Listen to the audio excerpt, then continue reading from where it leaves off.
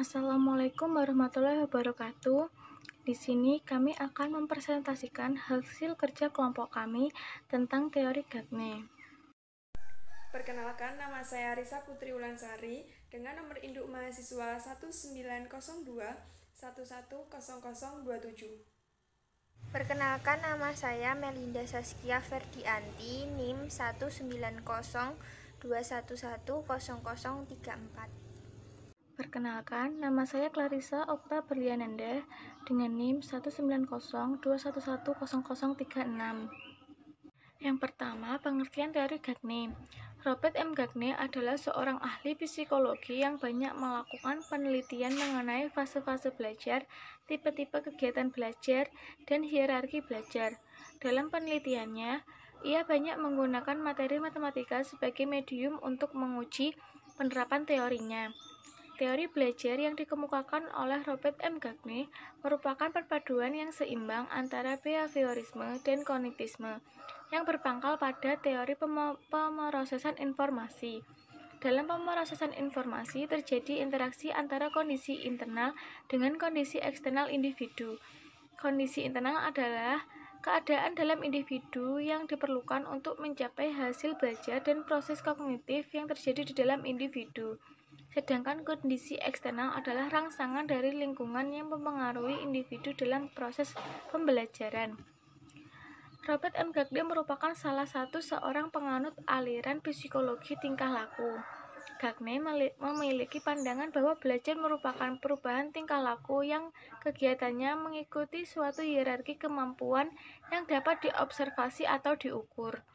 Oleh karena itu, teori belajar yang dikemukakan Gagne dikenal sebagai teori hierarki belajar.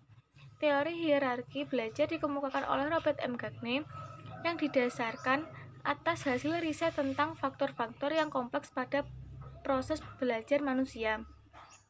Penelitiannya dimaksudkan untuk menemukan teori pembelajaran yang efektif. Yaitu contoh teori Gagne. Yang pertama, pada setiap segitiga sama kaki, maka kedua sudut alasnya adalah sama besar. Yang kedua yaitu hasil kali dua bilangan P dan Q adalah sama dengan 0 jika dan hanya jika P sama dengan 0 dan Q sama dengan 0. Yang ketiga itu pada setiap segitiga siku-siku, kuadrat panjang dari sisi miring adalah sama dengan jumlah kuadrat dari kedua sisi siku-sikunya. Kelebihan dari teori Gagne.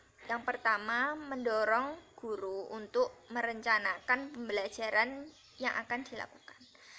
Teori Gagne sendiri mendorong guru untuk merencanakan pembelajaran yang akan dilakukan, sehingga pembelajarannya lebih teratur dan terstruktur. Selain itu, agar suasananya lebih baik dapat dimodifikasi, di mana dari inti pembelajaran tersebut adalah menyajikan stimulus, pedoman belajar, menyajikan atau memunculkan kinerja, dan memberi tanggapan serta umpan balik. Yang kedua yaitu memperoleh kemampuan yang membutuhkan praktek dan kebiasaan.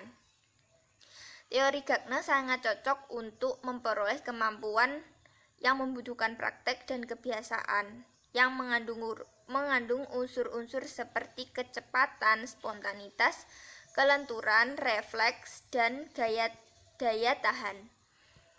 Menurut Gagne, rancangan pembelajaran untuk keterampilan yang kompleks menyajikan peristiwa dan pembelajaran untuk keterampilan yang ada dalam prosedur dan hierarki belajar.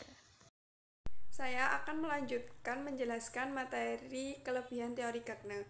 Kelebihan teori Gagne yang ketiga yaitu cocok untuk melatih anak-anak yang masih membutuhkan dominasi peran orang dewasa. Menyajikan stimulus bisa dilakukan dengan cara guru menyajikan materi pembelajaran secara menarik dan menantang, sehingga siswa merasa tertarik untuk mengikuti pembelajaran yang sedang berlangsung.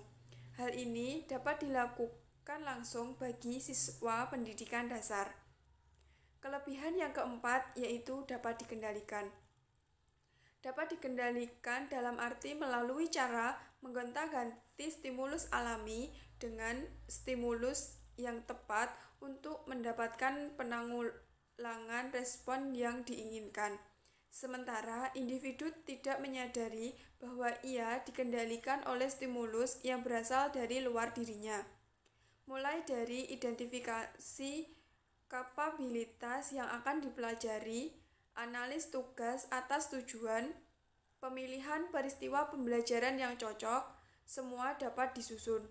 Sehingga pembelajaran yang diinginkan dapat dikendalikan guru agar mendapatkan hasil yang maksimal. Pada teori ini, analis tugas merupakan kunci bagi pengajaran yang efektif. Untuk mengajarkan tugas apapun, paling tidak guru harus memastikan bahwa semua komponen yang diperlukan telah dipelajari. Materi selanjutnya adalah kelemahan teori Gagne. Kelemahan teori Gagne yang pertama yaitu pembelajaran hanya berpusat pada guru atau teacher-centered learning, di mana guru bersifat otoriter.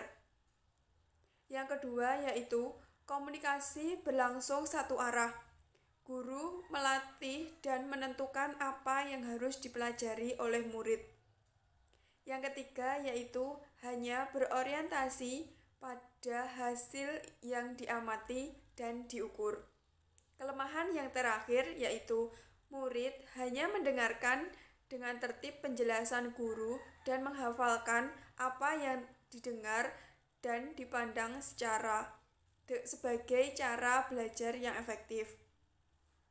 Materi yang selanjutnya yaitu tipe-tipe belajar menurut Robert Gagne.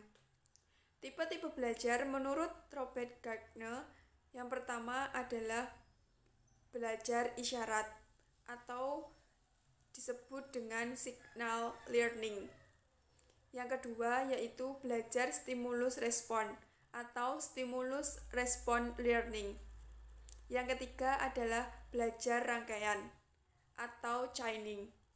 Yang keempat yaitu asosiasi verbal atau verbal association. Yang kelima yaitu belajar diskriminasi atau discrimination learning. Yang keenam adalah belajar konsep atau konsep learning.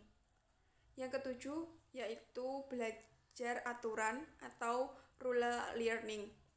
Sedangkan tipe belajar yang terakhir yaitu belajar pemecahan masalah atau problem solving learning. Sekian presentasi hasil kerja kelompok kami. Apabila ada kurang lebihnya, kami mohon maaf. Wassalamualaikum warahmatullahi wabarakatuh.